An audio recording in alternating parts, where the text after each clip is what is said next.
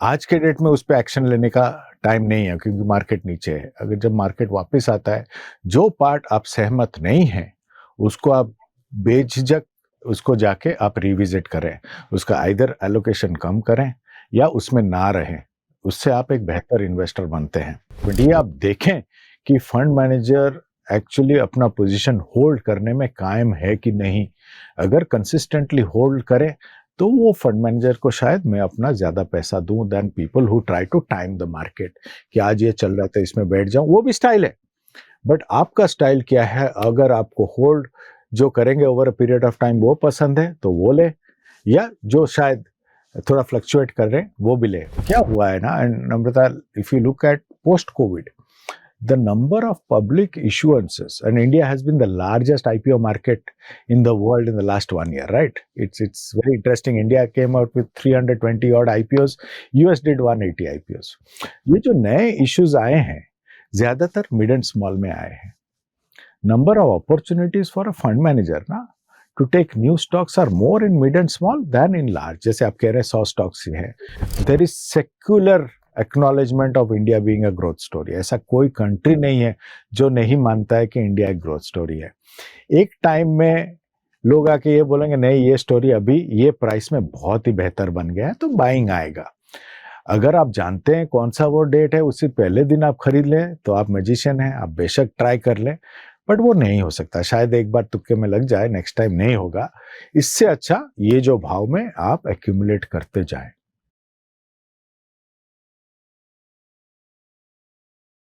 Hello everyone, I am Namrata Arora. Welcome back to mutual fund की बात. Mutual fund की बात में हम ग्लोबल और Indian economic conditions, commodities, stock markets, mutual funds, इन सबके बारे में बात करते हैं. And today on very popular demand we have once again with us mister Swarup Anand Mohanty, who is the vice chairman and CEO of Mirae asset investment managers India private limited. He has an illustrious career spanning over 30 years in financial services. Since July 2011, he has led Mirae Asset's India operations, showcasing visionary leadership amidst challenging market conditions. Beyond his corporate roles, Mr. Swaroop is an avid music enthusiast with a profound appreciation for vinyl records, advocating for their preservation and celebration. Drawing parallels between his investment philosophy and his passion for music, he emphasizes the importance of patience and long-term vision, core principles that have driven Mirae Asset's success in India. Outside of work, Mr. Swaroop Mohanty finds solace in traveling and historical exploration, enriching his understanding of culture and heritage. Mr. Swaroop Mohanty holds a degree in PGDBM and BCom honors, and his influence extends beyond the boardroom as a member of SEBI's Mutual Fund Advisory Committee MFAC and the Index Advisory Committee Equity of NSE Indices Limited. Hello everyone, welcome back to Mutual Fund Ki Baat. I'm Namrata Arora and thank you so much for joining us again this week. So on very special demand today, आज हमारे साथ है Mr. Swaroop Mohanty, who is the CEO of Mirae Mutual Fund. Swaroop, thank you so much for giving us your time again today. I know कि आज आप बहुत ज़्यादा busy हैं and आपने फिर भी अपना time निकाला हमारे लिए, so thank you so much. No, Namrata, it's the other way around. Thank you so much for having me. Always such a pleasure doing this with you. So, स्वरूप, आज जो है ना हमारा टॉपिक, so अब हम थीम बेस्ड पॉडकास्ट करते हैं. So आज भी हम largely focus on large cap as a category, and I think इस सिनारियो में large cap makes a lot of sense. तो हमारे जितने भी सवाल होंगे आपके लिए, they would be targeted around large cap funds. But I think जो मेरा आपसे पहला सवाल है स्वरूप, that is around the markets, and हम सब जानते हैं कि मार्केट्स तो गिरी रही है अक्टूबर से, एंड काफ़ी करेक्शन हमने देखा है. FIIs इंडियन स्टॉक मार्केट से जा रहे हैं, रुपी is falling, it's an all time low at this point in time. US economy अच्छा कर रही है. सो इन अ सिनेरियो लाइक दिस, आप हमें बताइए कि एक इन्वेस्टर का इन्वेस्टमेंट स्ट्रैटेजी इन इक्विटीज कैसा होना चाहिए. देखिए Namrata, forgive me for saying this, but normally क्या होता है इज 95% ऑफ एक इन्वेस्टर का वेल्थ एसेट एलोकेशन से बनता है और 5% of the wealth forms from the market. But 95% हम मार्केट की बात करते हैं और सिर्फ 5% हम एसेट एलोकेशन की बात करते हैं. अगर उसको उल्टा कर दें तो इन्वेस्टर बहुत एक बेहतर इन्वेस्टमेंट जर्नी कर सकता है या कर सकती हैं. ऐसा एक कहावत है, बट कहना एक चीज़ है, बट करना बहुत ही अलग चीज़ है. नॉर्मली मार्केट जब ऐसा होता है तो मेरे हिसाब से, because all of us have gone through, अभी 30 साल से ये कर रहा हूँ तो 2-3 मार्केट ऐसे देख चुके हैं फॉल्स. एक ये बहुत अच्छा अपॉर्चुनिटी है to become a better investor, ऐसा मैं मानता हूँ. और इसमें जो फर्स्ट थिंग जो एक इन्वेस्टर को करना चाहिए is check the risk profile. मेरे हिसाब से आपका जो पोर्टफोलियो होगा उसमें कुछ पार्ट आप सहमत होंगे, कुछ पार्ट आप बिल्कुल सहमत नहीं होंगे। इसका आगे जाके आपको एक्शन लेना पड़ेगा। जो आज के डेट में उस पे एक्शन लेने का टाइम नहीं है क्योंकि मार्केट नीचे है। अगर जब मार्केट वापस आता है, जो पार्ट आप सहमत नहीं हैं, उसको आप बेझिझक उसको जाके आप रिविजिट करें। उसका आइदर एलोकेशन कम करें या उसमें ना रहें। उससे आप एक बेहतर इन्वेस्टर बनते हैं। सेकंड मोस्ट इम्पॉर्टेंट, आप कोई भी फंड मैनेजर से बात करें, वो आपको ये कहेंगे कि वो हमेशा एक अच्छा बिजनेस अच्छे प्राइस में खरीदते हैं। जो बिजनेस का प्राइस लास्ट ईयर था, वो प्राइस अभी उससे काफ़ी बेहतर है। तो एक बहुत अच्छा अपॉर्चुनिटी हो जाता है टू बाय दो सेम फंड्स एट लोअर एनएवीज। ये मौका आप ना छोड़ें बिकॉज ये पूरा साल शायद आपको ये मौका दे जाएगा। आपका पोर्टफोलियो को और भी स्ट्रेंथन करने का ये मार्केट्स आपको मौका देता है। एट द सेम टाइम अगर थोड़ा एसेट एलोकेशन में कहीं पे स्क्यूड है कि ज़्यादा हो गया है या कम हो गया, वो आप अपने एसेट एलोकेशन ग्रिड के साथ आप उसको वापस लाएं। सपोज आपका 100 रुपया था जिसमें 60-40 सपोज इक्विटी या डेट में था, या 60 बिकॉज 50% नीचे गया होगा, कुछ 50 रुपया 50% अभी इक्विटी हो गया होगा, तो शायद इक्विटी ज़्यादा डालना चाहिए। ऑन द रिवर्स जब मार्केट ऊपर जाता है, इक्विटी ऊपर जाता है, तो मेरे हिसाब से डेट ज़्यादा चलना चाहिए। मैं वो कैंप में नहीं हूँ कि रिडीम करके कहीं और लगाऊं, बिकॉज इंडिया एक तरफा ग्रोथ है ओवर द नेक्स्ट 8-10 ईयर्स। एक ही इकोनॉमी है जो डबल करेगा। उसमें जितना दिन आप बैठेंगे उतना आपका बेहतर जर्नी होगा। तो I am always a buyer. देखिए, दो किस्म के इन्वेस्टर्स होते हैं नम्रता। एक जो बायर होते हैं वो मार्केट नीचे जाएगा ऐसा सोच में रहते हैं, तो मार्केट नीचे गया है। जो सेलर होता है वो मार्केट के ऊपर जाने का उम्मीद में रहते हैं। अगर आप बायर हो तो ये बहुत बेहतरीन जगह है मार्केट के लिए। ये सब क्यों हो रहा है इसका आप थोड़ा भी गूगल कर लेंगे तो आपको पता चल जाएगा। बट एज एन इन्वेस्टर आप क्या करेंगे वो मायने रखता है, बाजार क्या करता है वो एक्चुअली मायने नहीं रखता है। I do believe that bull run शायद हमेशा ही रहता है, कभी बायर्स के लिए कभी सेलर्स के लिए, बिकॉज या तो आपका एनएवीज में बुल रन होगा या यूनिट्स में बुल रन होगा, बट बुल रन हमेशा रहेगा। सो वेल सेड, एकदम वेरी वेल सेड ना बता। Yeah. So, हम कितना बोलते हैं स्वरूप, we've done so many podcasts, so much around SIPs where we've spoken कि ये एक बहुत अच्छा opportunity है आपके लिए कि आप SIPs continue करें, शायद बढ़ाएं। लेकिन फिर भी अगर हम SIP stoppage ratio देखें, it's just going up. In the month of, I have the numbers right in front of me, in the month of Feb, SIP stoppage surged about 122%, Jan में 109%. हेल्प अस अंडरस्टैंड कि ऐसे जो investors हैं जो SIPs रोक रहे हैं at a time like this, क्या उनको रोकना चाहिए? और give us your views on this कि what should they do, specially from an SIP standpoint. Namrata, मैंने ट्वीट किया है कि 10% अगर आप SIP टॉपअप करें ये मार्केट्स में, आपका ओवरऑल वेल्थ क्रिएशन जर्नी में बहुत फ़र्क आएगा। अगर लोग SIP स्टॉप कर रहे हैं, इसका यही एक ही मतलब बनता है मुझे कि मुझे और बहुत ज़्यादा मेहनत करना पड़ेगा समझाने के लिए कि ये मार्केट्स SIP के लिए ही बने हैं। जब आप मार्केट ऊपर जाता है तो आप ऊपर के NAV ही लेते हैं, उसको आप एवरेज करते हैं इन सच मार्केट्स, जिसको हम रुपी कॉस्ट एवरेजिंग कहते हैं। और over a period of time आप ये जो एक जे कर्व हम कहते हैं मार्केट का, ये जे कर्व में जो बॉटम में आप जितना यूनिट्स आप एक्यूमुलेट कर सकते हैं, अपसाइड में आपका वेल्थ क्रिएशन उतना ही बेहतर होता है।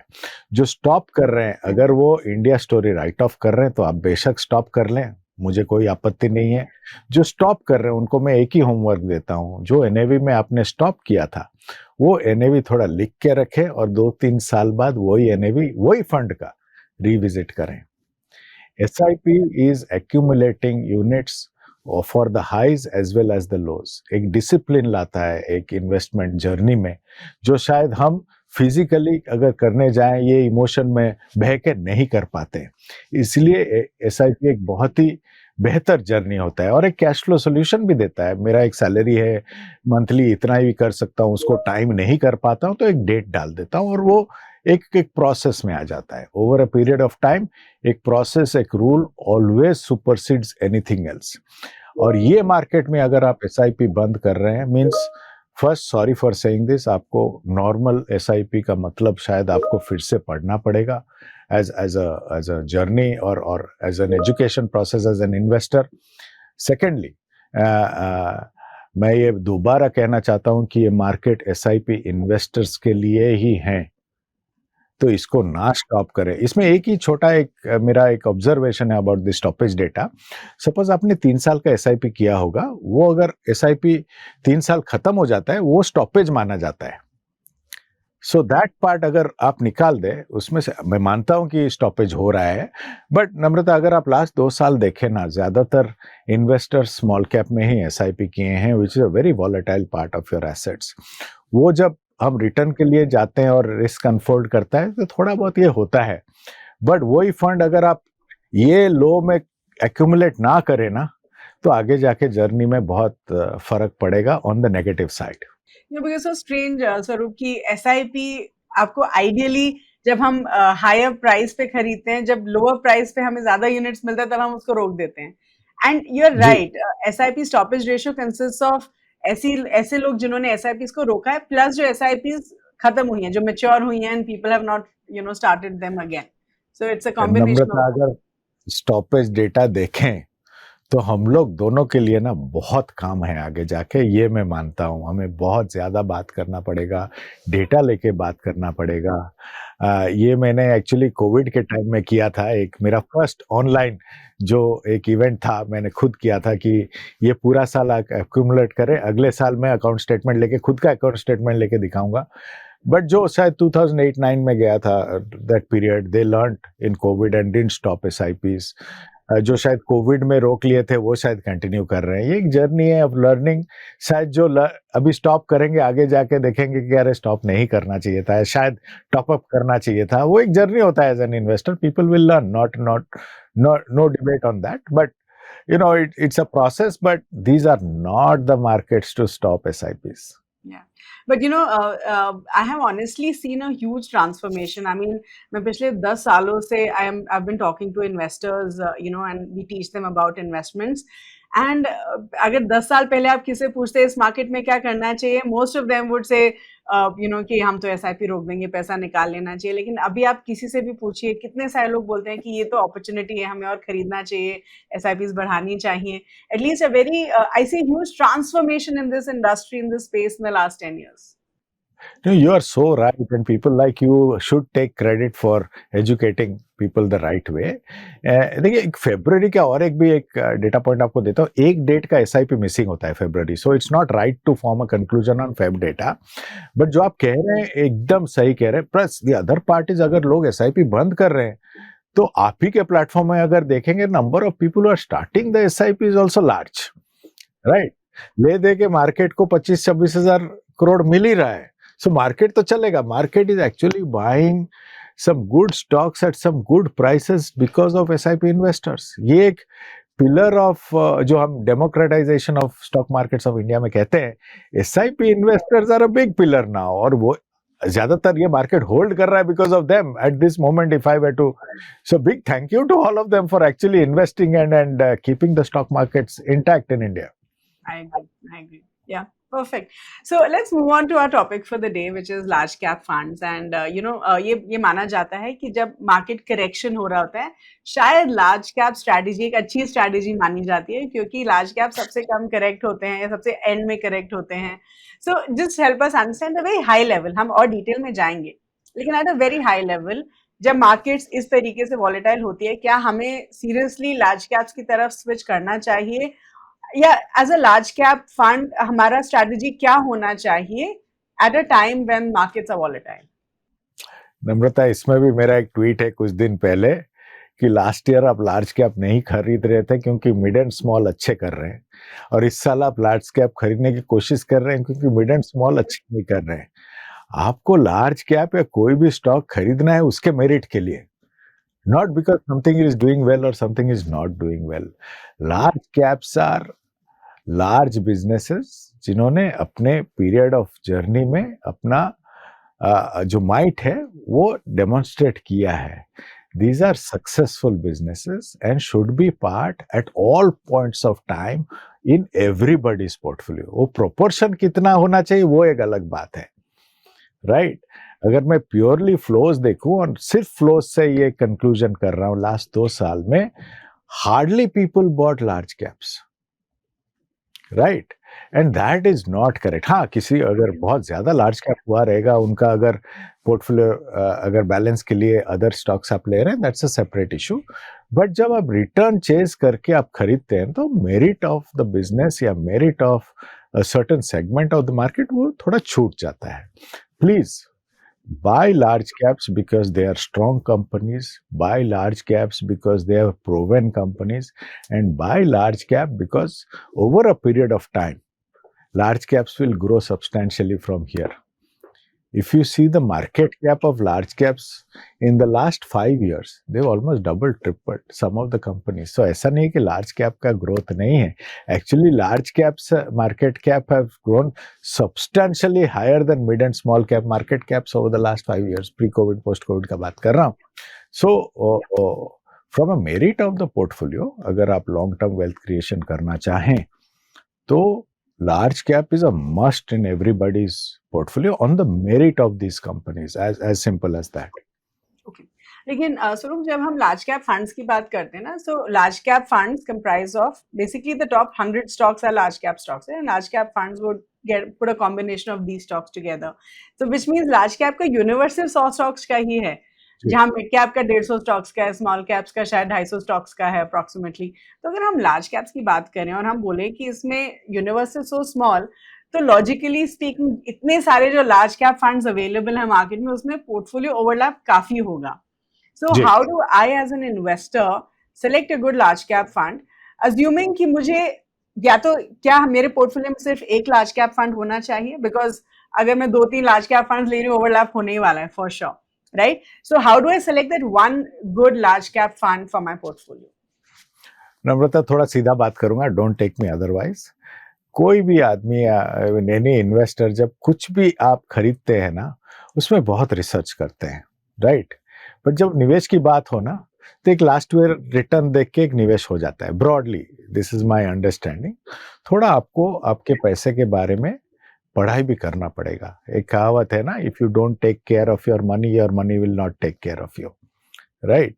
थोड़ा आप पढ़ें. डिफरेंट फंड मैनेजर्स के डिफरेंट स्टाइल्स होते हैं.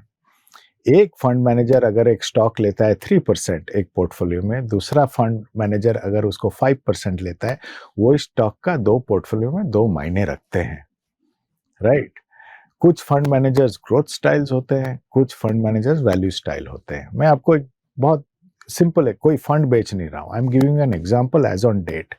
अगर आप मार्च 2024 जाएं, हमारा जो लार्ज कैप है, काफी बड़ा फंड है, it was quartile 4 in performance, the bottom of performance. हमारा जो पोर्टफोलियो ब्रॉडली तब था और आज है, सेम ब्रॉडली है.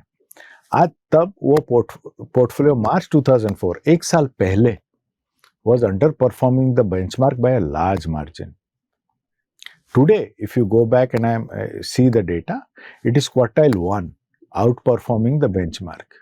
Not because हमने कुछ चेंज किया पोर्टफोलियो, बाजार सिर्फ उल्टा हो गया. That means जो सेक्टर्स या सेगमेंट्स तब चल रहे थे एक साल पहले, उसमें डिस्ट्रक्शन ज्यादा हुआ है than the sectors or segments हम होल्ड कर रहे हैं. This is the lesson of investing. आपका जो पोर्टफोलियो है, अगर आप उस पे डटे रहे because the portfolio is good, over a period of time उसका द रिजल्ट आता है, right? And that is the whole key of owning large caps. Now please जब आप स्टडी करते हैं, आप प्लीज फंड मैनेजर का पोजीशन देखें. आई एग्री 100 स्टॉक्स हैं, बट ज्यादातर अगर आप नॉर्मल इन्वेस्टर देखें ना, इंडिया जिसका ज्यादातर पैसा फिक्स डिपॉजिट में है वर्सेस इक्विटी, 100 स्टॉक्स बहुत है for an opportunity, right? If we are going from 3.5-4 trillion to say 6-7 trillion, ये 100 स्टॉक्स ही बहुत, ये टॉप 100 में, ये टॉप 100 स्टॉक्स ही आपको enough from those perspective return दे जाएंगे. So do not underestimate the power of these 100 stocks. But to answer your question, थोड़ा fund management style पे ध्यान दें. अगर आपको पढ़ना पड़ेगा डेफिनेटली, और काफी मटेरियल है मार्केट में, गूगल आप कर सकते हैं to get the insight of fund management. ये आप देखें कि फंड मैनेजर एक्चुअली अपना पोजीशन होल्ड करने में कायम है कि नहीं।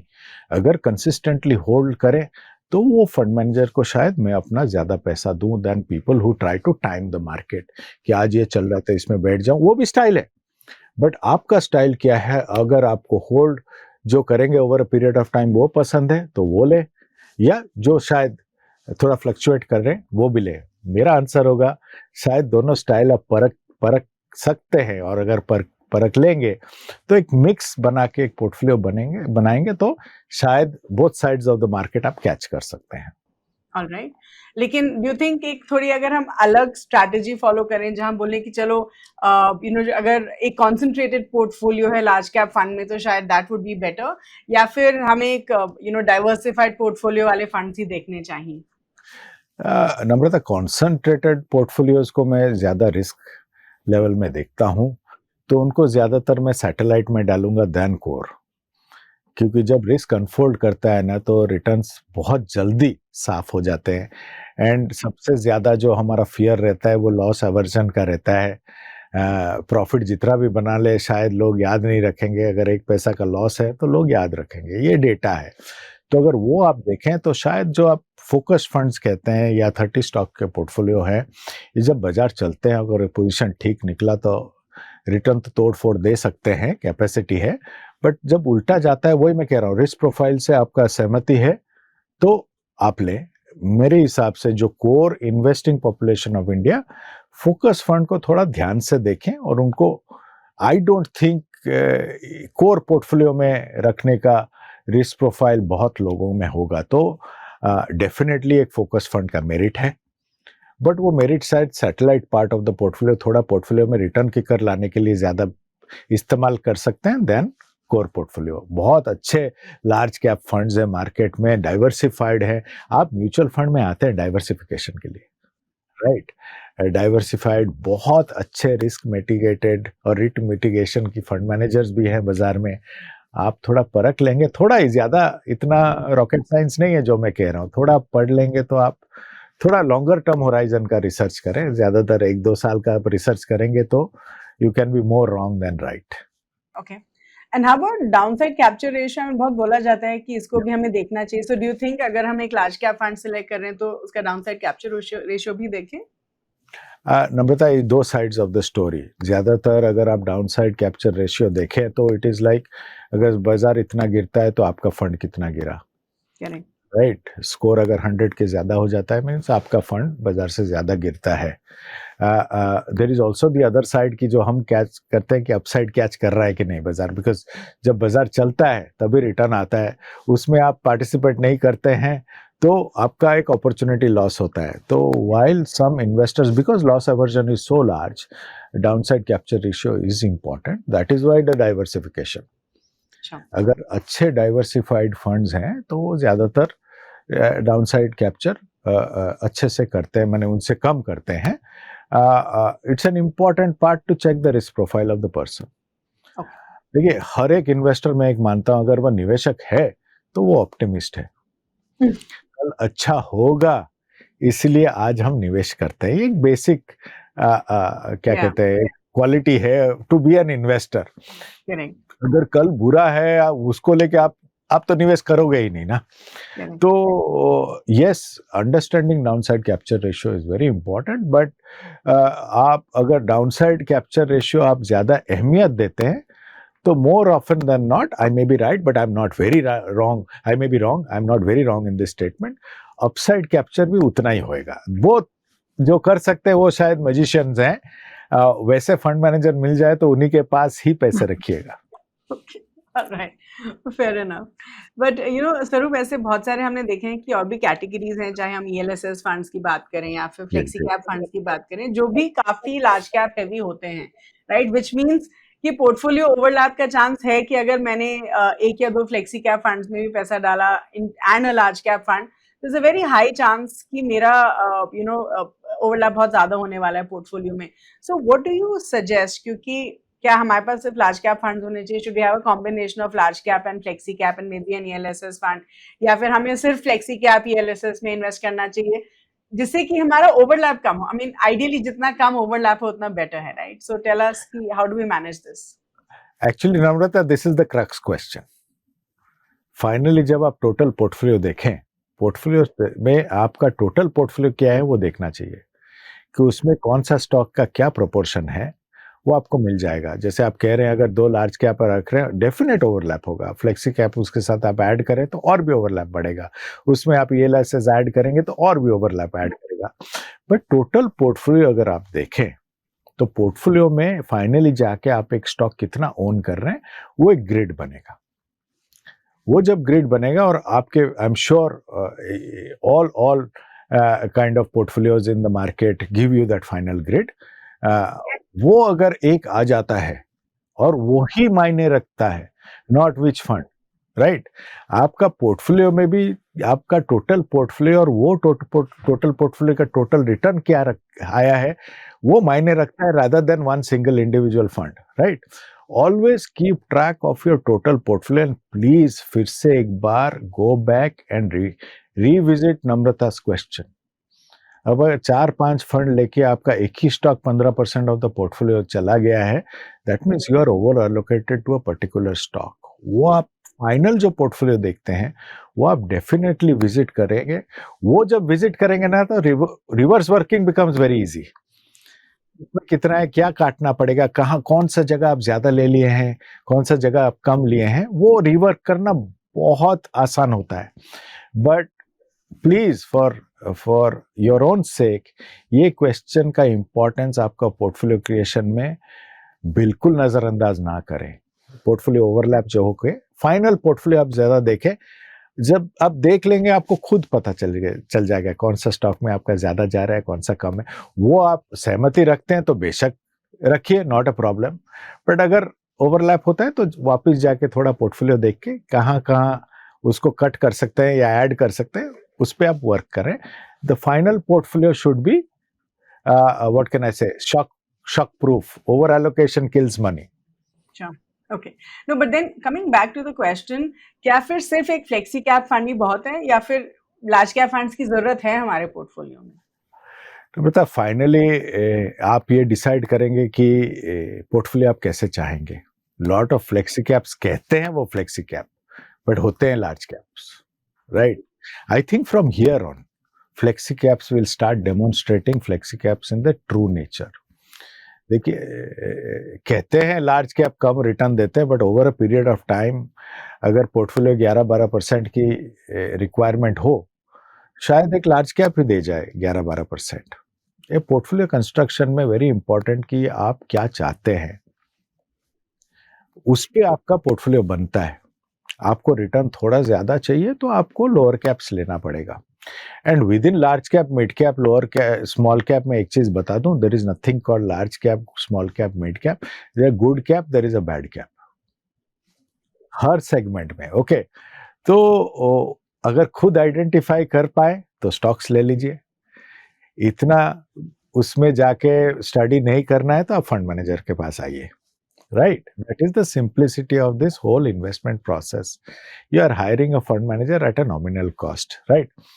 But अगर आपको every cap का अगर आप broad 10-year return देखें तो वो एक benchmark करके आप देखें वो रिटर्न आपके सहमति है या नहीं. अगर उससे थोड़ा ज्यादा आप जाना चाहते हैं तो फिर एक कोर या सैटेलाइट बनता है. सैटेलाइट में आप थोड़े रिस्क ज्यादा लेते हैं to take that additional return. Yes, अगर लार्ज कैप के रिटर्न से आपको थोड़ा ज्यादा चाहिए होगा then you go to flexi caps. But जब आप फ्लेक्सी कैप में जाएं, please check whether it is a flexi cap और it is a large cap in the garb of a flexi cap. Yeah. That differentiation please make. I am all for flexi caps, no doubt about it. Because क्या हुआ है ना, and Namrata, if you look at post-COVID, the number of public issuances, and India has been the largest IPO market in the world in the last 1 year, right? It's very interesting. India came out with 320 odd IPOs. US did 180 IPOs. ये जो नए issues आए हैं, ज्यादातर mid and small में आए हैं. Number of opportunities for a fund manager ना to take new stocks are more in mid and small than in large. जैसे आप कह रहे हैं 100 stocks ही हैं, तो वो अगर अपने पोर्टफोलियो में लाना चाहते हैं at a fair risk, not going to the mid and small, then a flexi cap is always a very good option. Okay और अगर हम एक लार्ज कैप फंड को large and mid cap fund के साथ कंपेयर करें, do you think उसमें sufficient large cap holding मिल जाता है? डू यू थिंक अगर I just replace it with a large and mid cap fund कि मेरा रिटर्न भी थोड़ा बेटर हो जाएगा? एक्चुअली एक बहुत मेरे एसेट वाला क्वेश्चन आप पूछ रहे हैं मुझे, क्योंकि we are large and mid cap is the largest mid and again मैं फंड नहीं बेच रहा हूँ, आपका क्वेश्चन का आंसर दे रहा हूँ. जब आप मिड कैप में थे तो लोग सोचते थे स्मॉल कैप रिटर्न देगा, but it used to outperform all those funds by only being in mid cap. उसमें भी तब काफी प्रोपोर्शन तक लार्ज कैप था. जब लार्ज एंड मिड भी बना on A risk adjusted return, it is still large cap heavy. Right. Again, falling back on my statement called good cap versus good cap, bad cap. If you have more good caps, returns come over a period of time. But such stories also go through 2-3 years of underperformance. Right. It's the risk profile which matters. देखिए Namrata, when we start investing we think it is a return generation process. As we grow as an investor, we realize it's a risk mitigation process. जितना fund का risk आपके risk profile के पास हो या करीब हो, उतना आप वो फंड में रहेंगे. Right. So if the stock selection is good, a large and mid can outperform a lot of other categories. It is one of our favorite categories as a fund house because it gives you the best of both worlds and gives you a broader spectrum of stocks. But compared to a large cap, the large and mid cap funds risk profile will be higher. That's something which you have to keep in mind. देखिए एक कहावत है ना, higher the risk, higher the return. I don't agree with that statement. Higher the risk, higher should be the return. कभी ऐसा होगा कि आप रिस्क लेंगे, आपको रिटर्न शायद ना मिले, तो वो थोड़ा ध्यान रखें कि जब आप रिस्क लैडर में ऊपर जाते हैं, उतना आपका स्टडी रिगरस होना चाहिए. ओके, सो कैन वी से आपकी डेफिनेशन के बेसिस पे कि मिड कैप्स को हम गुड कैप्स मानते हैं? देखिए, I am in print. If you Google में, मैं कहता हूँ कि India is a mid cap story. Mid cap and healthcare, two are my favorite categories. Big part of my personal portfolios are on this part also. But India is about mid caps because simple logics. जो small caps थे वो कुछ दिन market में रह के business थोड़ा ठीक ठाक करके mid cap बनते हैं. Right? These are not small companies anymore. Right? And the chances of mid caps becoming big companies and standalone, वही level में उनका business is far stronger than smaller companies. And India, as it grows from this to almost double its economy, मेरे हिसाब से बहुत opportunity है at that risk profile in mid caps, ऐसा मैं मानता हूँ. Okay. So now let me ask you this question, जो शायद अभी तक हमने जितनी भी कैटेगरीज को डिस्कस किया उसका एक समरी हो सकता है. स्वरूप, हमने इतने सारे कैटेगरीज डिस्कस की, लार्ज कैप्स, फ्लेक्सी कैप्स, या आपने ELSS के बारे में बोला, we spoke slightly about focus funds, हमने लार्ज एंड मिड कैप के बारे में बोला. तो just to just put everything together and tell us कि अगर एक इन्वेस्टर है और वो अपना पोर्टफोलियो डिजाइन कर रहा है, ठीक है, बुल मार्केट में और बेयर मार्केट में उसकी क्या स्ट्रैटेजी होनी चाहिए? ओवरऑल वी अंडरस्टैंड कि कोर पोर्टफोलियो, सैटेलाइट पोर्टफोलियो, लेकिन क्या क्या फंड्स हम कोर और सैटेलाइट में डाल सकते हैं at a time like this, जब मार्केट्स वॉलेटाइल हैं या फिर जब मार्केट्स अच्छा कर रही हैं? So help us understand this. Namrata, ये मार्केट नहीं, बुल मार्केट नहीं, बेयर मार्केट नहीं, कभी भी पोर्टफोलियो आप खुद के लिए बनाते हैं, मार्केट के लिए नहीं बनाते. पहले तो आप खुद से पूछें कि आप क्यों निवेश करना चाहते हैं, आपके क्या रिक्वायरमेंट्स हैं, आपके लाइफ आपके पोर्टफोलियो में दर्शाना चाहिए. दैट इज फंडामेंटल, क्योंकि आपके इन्वेस्टमेंट से आप कुछ आपको मिलके ही आपका लाइफ बेहतर बनाएंगे, ऐसा इन्वेस्टमेंट जर्नी होना चाहिए. प्लस दो थोड़े इम्पॉर्टेंट पार्ट्स आपको बता दूं. लोग ज़्यादातर इन्फ्लेशन के बारे में डरते हैं. लोगों को लाइफस्टाइल इन्फ्लेशन के बारे में ज़्यादा डरना चाहिए कि that is where the money, need for money actually grows up. Second part is, आप बहुत लंबा जीने वाले हैं, इसलिए पैसों की ज़रूरत आपको ज़्यादा है, तो इसलिए the need for investing should be higher than the need to buy a TV. That is fundamental. Okay, और to buy a new phone. right? Your first need in today's world is to invest and make yourselves better for your future. एक बहुत philosophical हमारे discussion चल रहा है fund house में कि disparity of wealth बहुत grow कर रहा है world wide. Only way to avoid that is to have your own pension plan. खुद का अगर पेंशन ना हो ना तो बहुत मुसीबत होगा लाइफ में. ये एक रियलाइजेशन अगर जल्दी आ जाए तो बहुत बेहतर. तो इसलिए फर्स्ट ना खुद के जो गोल्स हैं उस पे आप लिखें. वो गोल के हिसाब से नंबर ऑफ इयर्स बनता है कि ये साल में हमें ये चाहिए. फिर उसमें ना आपका रिटर्न एक मिलेगा. सपोज मुझे 10 लाख चाहिए 10 साल बाद, तो 10 साल में मुझे इतना रिटर्न चाहिए. वो रिटर्न पे आपका पोर्टफोलियो बनाना बहुत आसान हो जाता है. Suppose just give you an example, मेरा रिटायरमेंट कॉर्पस इज, मेरा जो हिसाब है 11 to 12%. आप कह सकते हैं 25% रिटर्न आ रहा था तो 11-12% में कर नहीं, मेरा मैथ्स 11-12% में एकदम ठीक बैठता है और मैं एवरी ईयर इसको रिविजिट करता हूँ. 2 साल पहले ये 11% एट 70-30 पोर्टफोलियो नहीं हो रहा, 60-40 पोर्टफोलियो नहीं हो रहा था, तो मैंने 70-30 पोर्टफोलियो किया. 70 इक्विटी 30 डेट, राइट. एक बार वो रिटर्न सामने आ जाए फिर आप पोर्टफोलियो बना देंगे. अगर 11-12% रिटर्न चाहिए तो ज्यादातर मेरा portfolio is in large and mid, right. Not that I'm saying small is good or small is bad. I always give this example. My mother has pension. So वो पेंशन लाइफ लॉन्ग है तो वो small cap में invest करते हैं. मेरा 11% के हिसाब से 12% के हिसाब से मैं पेंशन की तैयारी कर रहा हूं, तो मैं उसको फुल प्रूफ बना के मैं लार्ज एंड मिड में रहता हूं. Not that she is a better investor और I am an inferior investor. सबका अपना अपना रिक्वायरमेंट. एक बार वो रिटर्न आ जाए then working backwards is very easy. My only request is don't get over allocated to a particular asset class. हमारे सामने 3 asset classes हैं, equity, debt, commodities, जो gold कहते हैं हम लोग, राइट. 10 साल के होराइजन में gold is outer performing equity. और ज्यादातर अगर आप किसी को भी पूछे वो बोलेंगे नहीं, गोल्ड में ना 10% ज्यादा से ज्यादा एलोकेट करना. Today I am questioning my self, अरे 10% लेके तो मेरा रिटर्न खो गया. May be that's a safer asset, I don't know. But if I were invested in all, which I am, in all 3 asset classes, it gives a far more stable portfolio.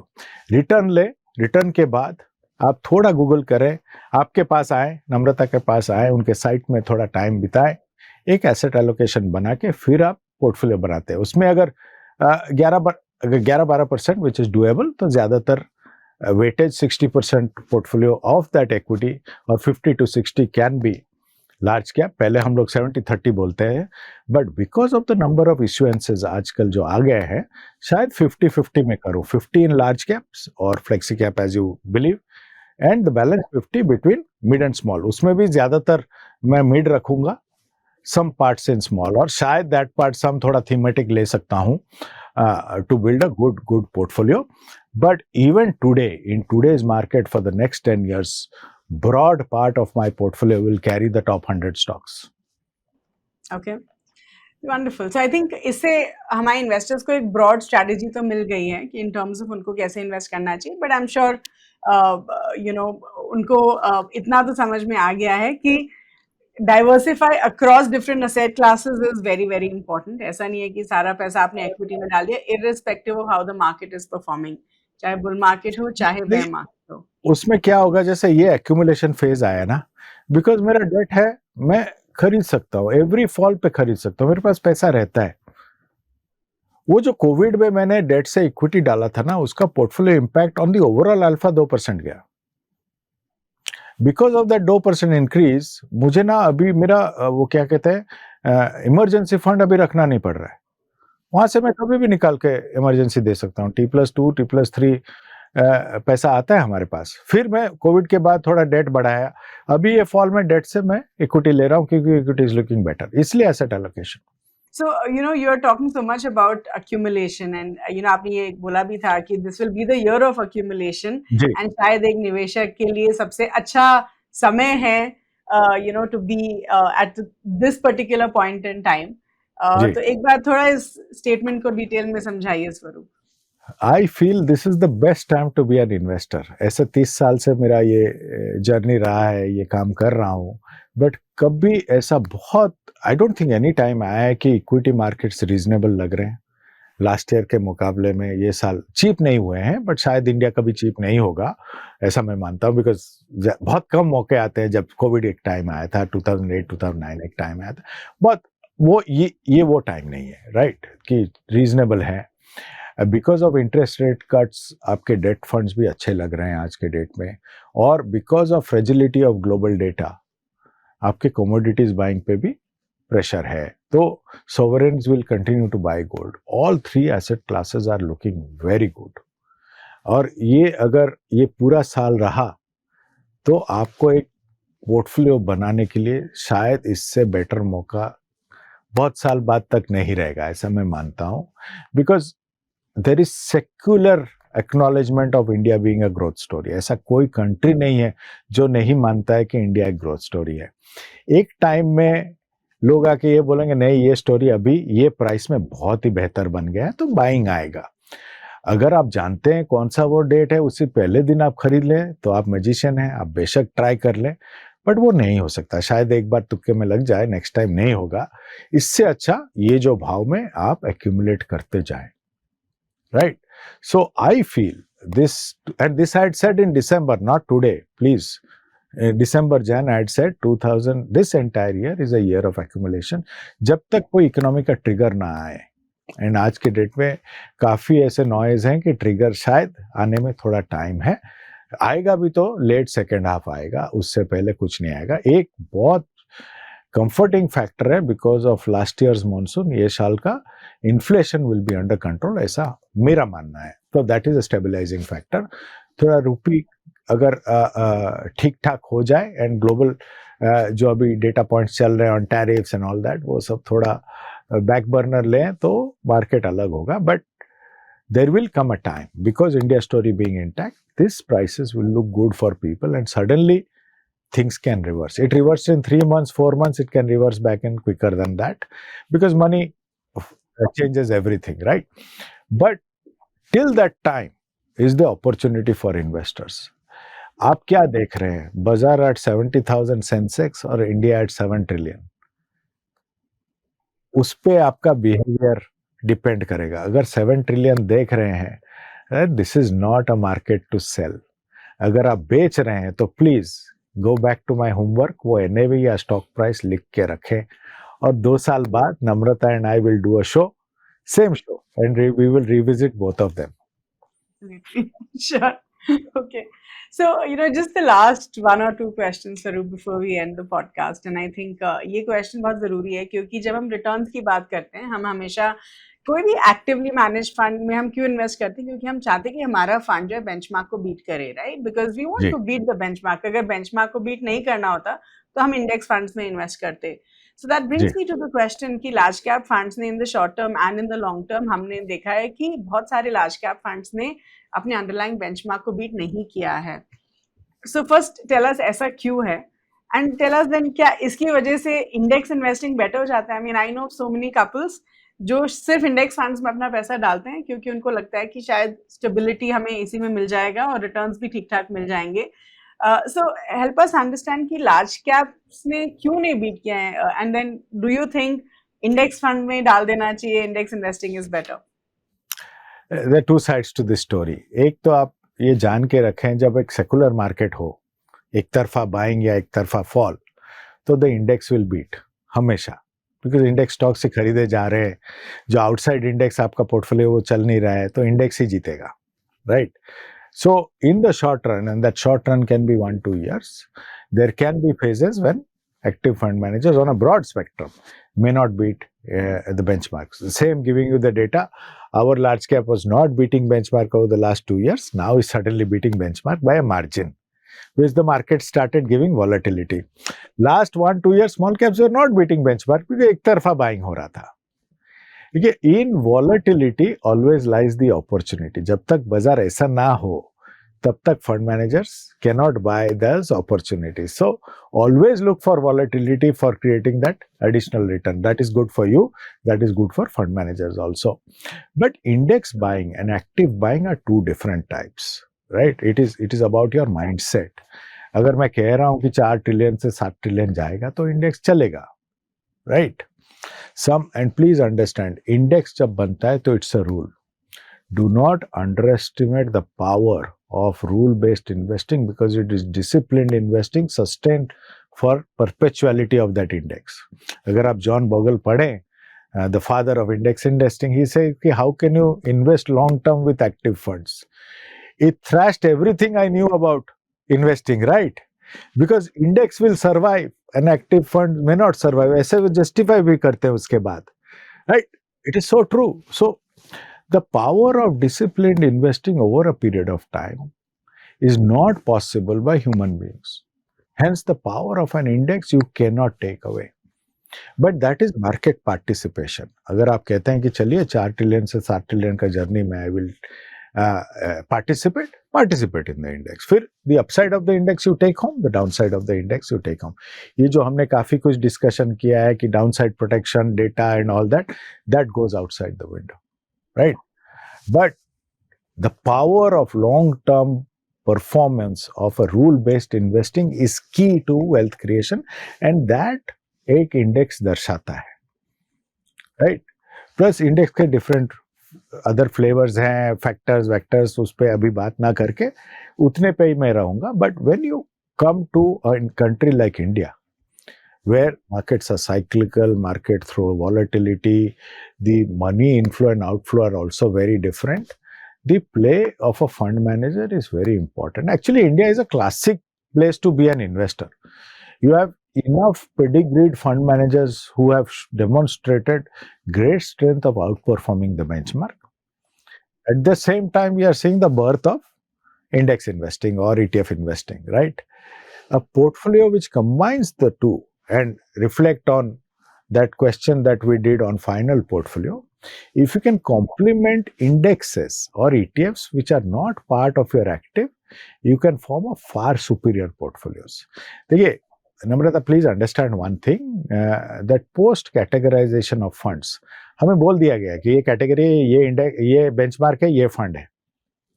नया idea लाना for active managers उतना ही है. Ideation is limited because of category.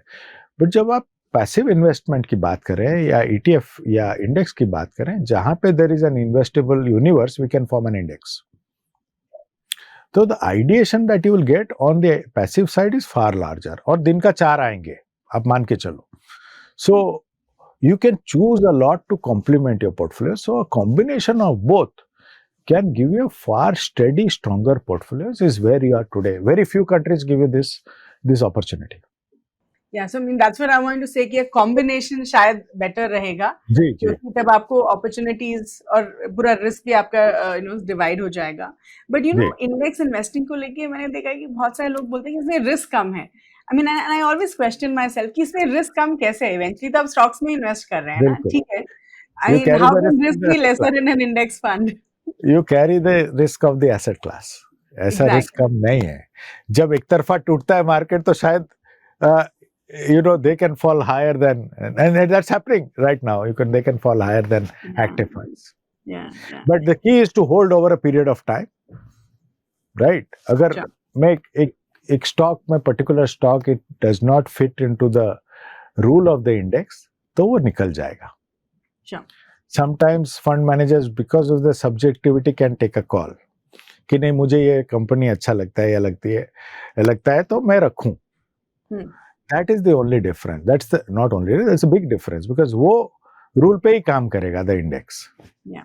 तो active investment में human element आ जाता है और वो ह्यूमन एलिमेंट आपके फेवर में भी काम कर सकता है, शायद फेवर में ना काम करे. both sides.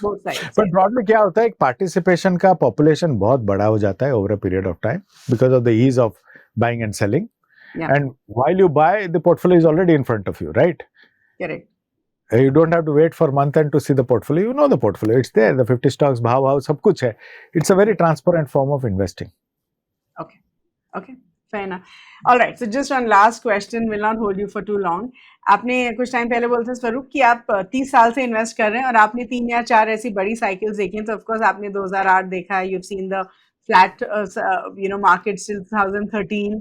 You've seen COVID, of course, we are seeing the correction now, and shayad you've seen the early 2000s as well.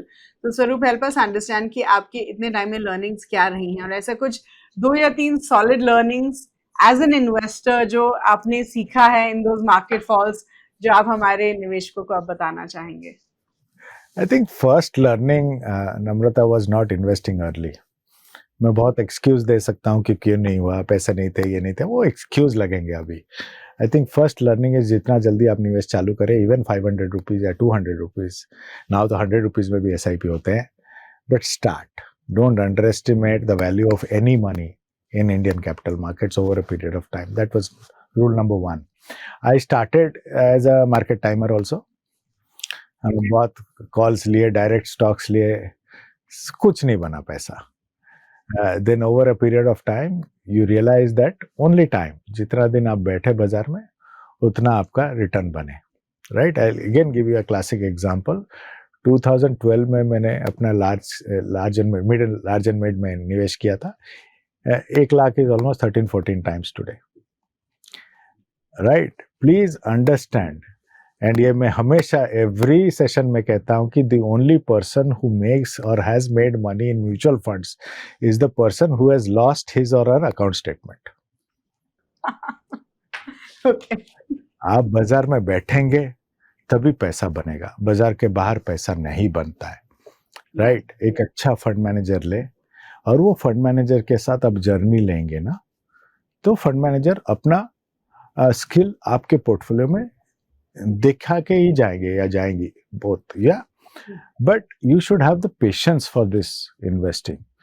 And the third most important part is align it to your goals. Now I have a certain goal based on which when I keep on saying, अभी शायद लोग ज़्यादा सहमत होंगे than last year when I was saying my portfolio return is 11 to 12%. बोल रहे क्या यार इतना रिटर्न आ रहा है, you only want 11-12%, but that is my need. If I can then bring my portfolio or make it tangible to my life, then that is the true meaning of investing. उससे जो पैसा आएगा मेरे life के लिए एक मायने रखेगा. लोग कहते हैं वेल्थ क्रिएशन, ठीक है, fine, no problem, define that wealth, तभी आप पोर्टफोलियो बना सकते हैं. If you don't know why you are investing, you will never know where to invest. That is, फिर सिंपल हो जाता है. 11-12% या किसी का 13-14% हो, पोर्टफोलियो बनेगा. You just revisit the portfolio and rebalance it periodically. I do it once in a year. And you don't, अगर पोर्टफोलियो के बारे में आप दिन भर सोचे ना, तो वो गलत पोर्टफोलियो है. Okay. Fair enough. Wonderful. Thank you so much, Swaroop. And I think some of your answers were wonderful. I'm sure at least her investor को ये तो समझ में आ गया होगा कि हमें balance, as long as we have a good balance in our portfolio, we're good, and this is a perfect opportunity to invest. And like you rightly said, ये पूरा साल शायद हमारे लिए opportunity का रहेगा, तो miss नहीं करना चाहिए. And we should do our homework, as you rightly said. Sure. Thank you so much. We can revisit it next year. You and I. Yeah, we can revisit it just next year and see कि अगर आपने अपना NAV आज लिखा तो कितना होगा अगले साल. All right. Thank you so much, sir. Wonderful talking to you. I think it was a very nice conversation. And I'm sure हम आपको दोबारा तो of course लेके आएंगे. But आज के लिए thank you so much for your time. Thank you. Really appreciate having you and wish you happy investing. Thank you. Wish you the same. Thank you.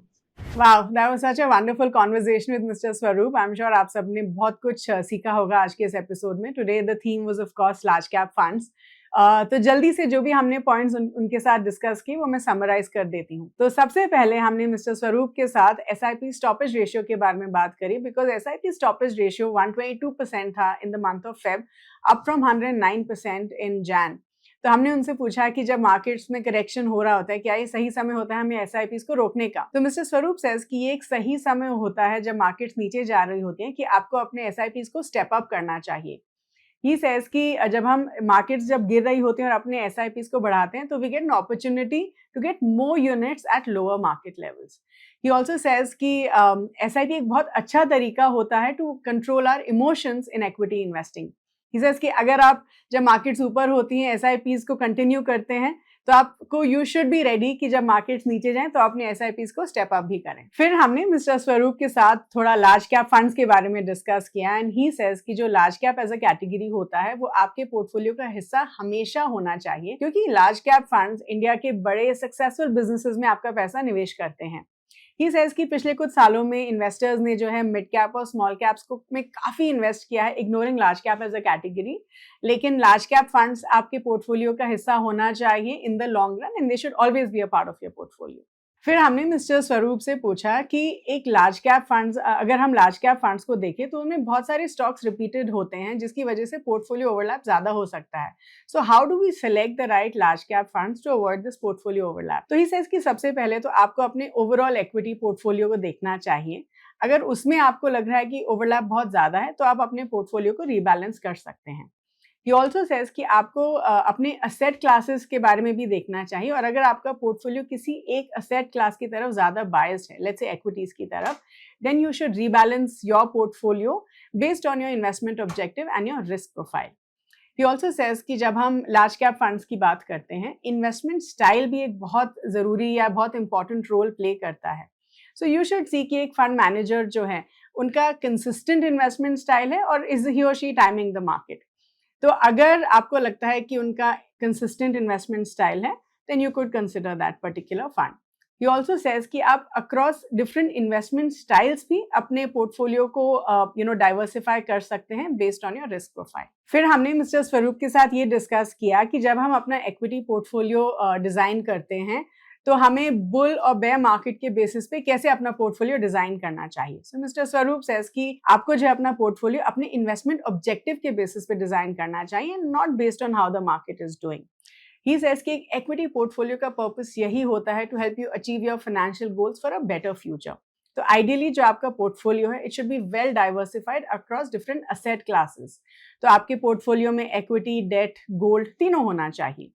He also says कि आपका जो broad allocation है that should be towards the top 100 stocks which are listed on the stock exchange. फिर हमने mister स्वरूप के साथ थोड़ा एक्टिव और पैसिव इन्वेस्टिंग के बारे में डिस्कस किया एंड मिस्टर स्वरूप सेज कि इन द शॉर्ट रन अगर देखा जाए तो इट्स पॉसिबल कि जो एक्टिव फंड्स होते हैं they could lag behind there underlying benchmarks. लेकिन जब हम एक्टिव फंड्स की बात करते हैं तो वो आउट परफॉर्म करते हैं, specially in times of market volatility.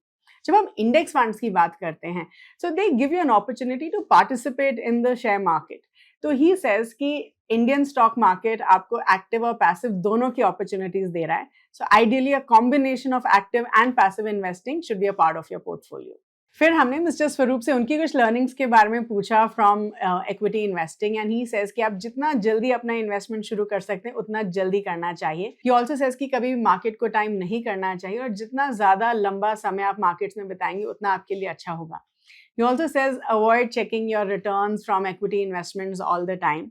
सही इक्विटी फंड में इन्वेस्ट करिए based on your investment objective and risk tolerance and stay invested for long term. So that was about it in this particular episode. I hope all of you had a wonderful learning experience. Thank you so much for watching. Please do like this video, share it with everyone, and do subscribe to the Grow Mutual Fund channel, which is called Mutual Funds with Grow. Thank you so much.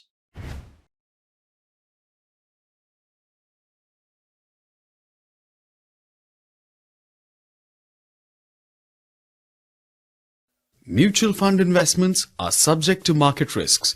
Read all scheme-related documents carefully.